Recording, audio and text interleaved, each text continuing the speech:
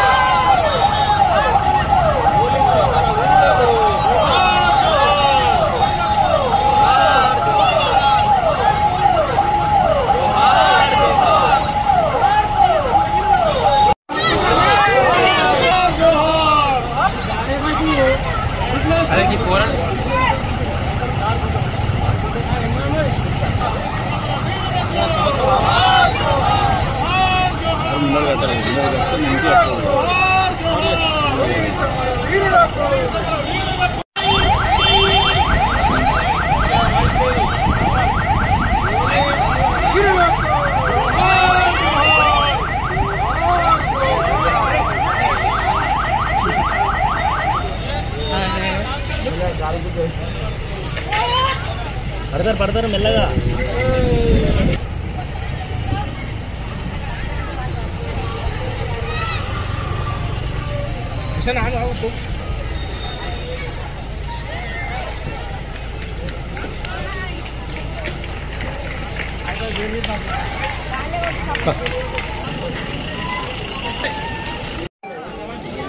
వాళ్ళని మనము ఎంతైనా ఆలోచించదగినటువంటి విషయం. వాళ్ళ యొక్క త్యాగాలను మనం గుర్తుపెట్టుకోవడానికి పోలీసులు అమరవీరుల దినోత్సవం 21 నాడు ఒక ఇయర్ జరుపుకుంటున్నాం.